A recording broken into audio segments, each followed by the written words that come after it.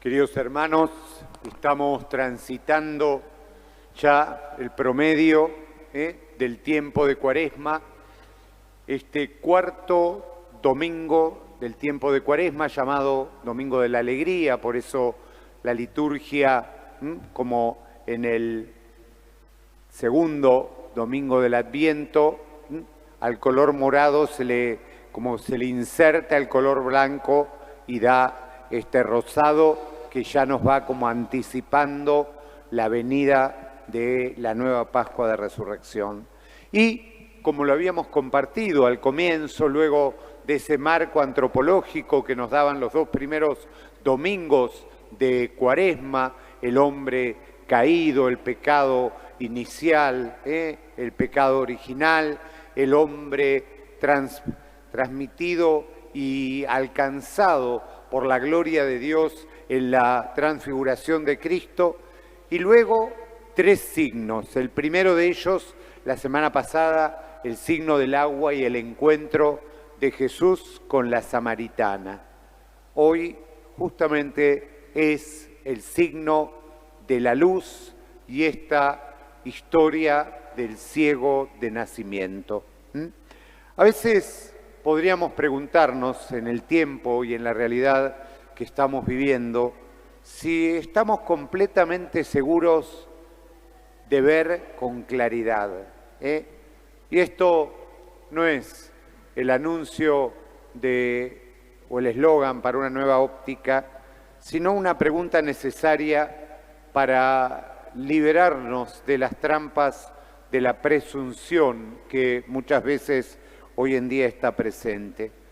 Estamos muchas veces convencidos que vemos con absoluta claridad meridiana, de que sabemos cómo son realmente las cosas, y sin embargo con frecuencia nos engañamos a nosotros mismos, somos engañados o preferimos engañarnos.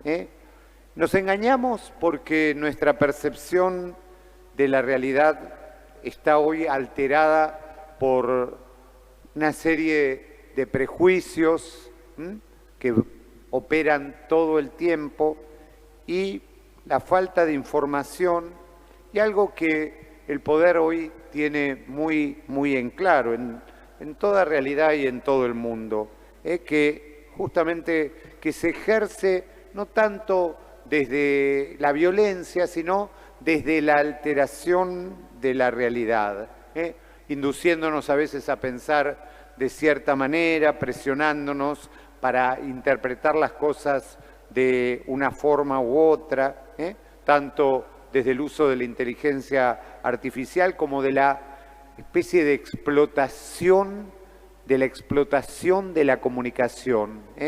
No nos da tiempo ni nos da capacidad para leer a veces 3 líneas. Hago un paréntesis, les voy a contar un episodio que me ocurrió a mí hace 1 año y medio. Mi madre murió el 14 de septiembre, el día de la exaltación de la Santa Cruz. Yo estaba todavía en el Hospital Italiano de San Justo, y para comunicarle a mis amigos, a aquellas personas más cercanas, el hecho, me senté un ratito y mandé un mensaje. El mensaje empezaba diciendo: queridos amigos, en el día de la exaltación de la Santa Cruz, Isabel, mi madre, partió. Y después, bueno, seguía el mensaje. El mensaje se lo mandé a 240 personas. 10 personas entendieron lo que yo estaba comunicando. 10 personas se conectaron. Las otras 230 personas me las fui encontrando después, y me daba cuenta que ellos formaban parte de esa lista, pero habían llegado a leer hoy en el día de la exaltación de la Santa Cruz, y punto. Pensando que seguramente yo quería compartirles algún pensamiento piadoso o alguna cosa. Eso, que en este caso tiene como una densidad existencial bastante propia y personal, Pasa a veces con el acordar un tiempo, un horario, un lugar, un número de teléfono. No, ya hacemos como que leemos, pero no leemos y hacemos como una especie de interpretación en base a 3 o 4 palabras que miramos así de soslayo. Entonces, justamente desde ahí, hoy la palabra de Dios nos da un texto riquísimo, daría para hablar infinidad, daría para hablar infinidad, pero tiene que ver con todo eso de ver y saber. Ustedes saben que en el idioma griego, saber se expresa con el pretérito perfecto del verbo ver. Entonces, o sea, sé porque vi. No hace una referencia cognitiva, sé porque entendí, sino sé porque vi. Entonces, al saber genera el compromiso y el compromiso genera el testimonio. De eso se trata hoy todo este texto, de ver y de saber. El texto tiene como dos niveles de acciones y de cosas que pasan. Uno es un nivel absolutamente discursivo, que empieza con los discípulos preguntándole a Jesús si pecó él, si pecaron sus padres, con los fariseos preguntándole al que era ciego, con los padres del ciego, y esto, y las discusiones y otro, y todo una especie, podríamos llamarlo en lenguaje llano, de conventillo, donde todos quieren meter la púa, que hacerle pisar al otro el palito. Es casi, diría yo, es casi un manual de comunicación política del tiempo de hoy, este texto del Evangelio, ¿no? Es notable cuando los padres cuyo hijo no veía desde que había salido del seno de su madre y ahora veía. ¿Cuál es su respuesta? Sabemos que es nuestro hijo y que nació ciego, pero ¿cómo es que ahora ve? ¿Y quién le abrió los ojos? No lo sabemos. Pregúntenle a él, tiene edad para responder por su cuenta.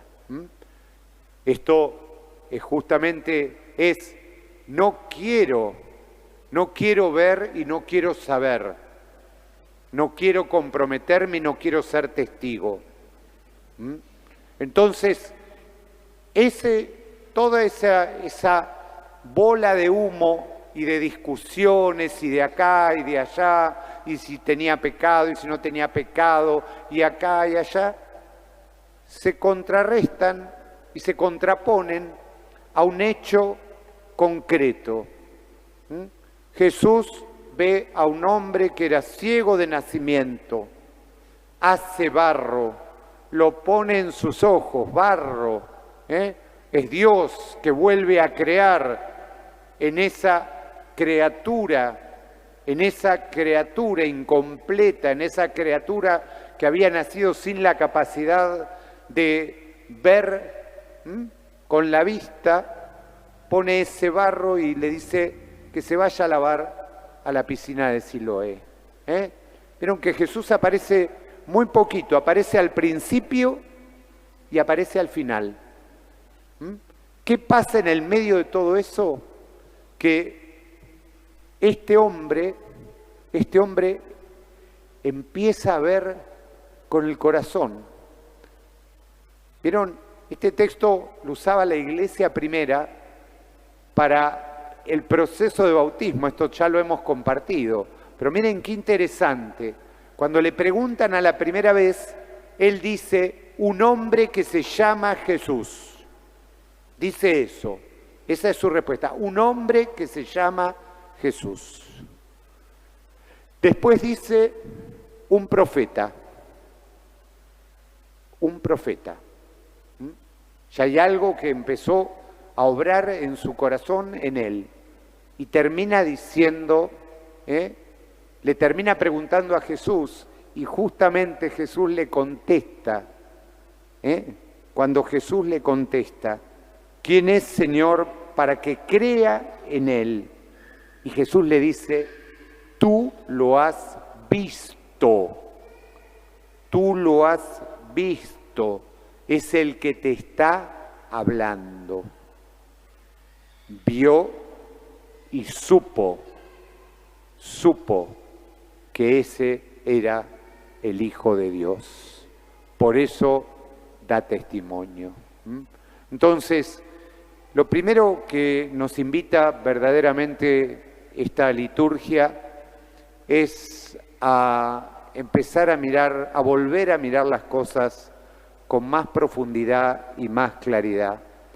Hace muchos años, cuando estudiaba en el seminario, leí un librito pequeño de antropología teológica, ¿no? Y decía algo que me marcó. Yo estudié en el seminario, imagínense, este año cumplo 37 años de cura, más 6 años de formación, estamos hablando 41 años. Yo entré al seminario a los 19 años. Y decía Miguel Benzo, que era el teólogo que había escrito ese libro, dice, en el futuro, decía Benzo, lo que verdaderamente va a marcar la diferencia es entre la gente profunda y la gente superficial. Porque para alguien superficial, la religión termina siendo una superstición más. Una superstición más, ritos mágicos. Y Benzo también decía, la magia es antecesora de la ciencia, no de la religión. Lo que antes se creía que hacían los magos, después la ciencia lo fue despejando y ahí está.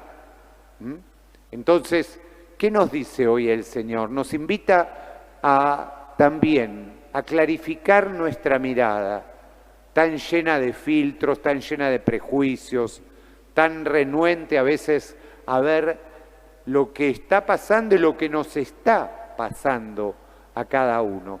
Pidámosle a ese Jesús que se nos presenta hoy como al ciego de nacimiento, que unge nuestros ojos con ese barro de la creación, que nos pide que nos lavemos, ¿no?, de ese agobio, de esa cotidianidad, de esas broncas, de todo aquello que distorsionan nuestra mirada para poder ver verdaderamente una vez más a ese Cristo que nos llama.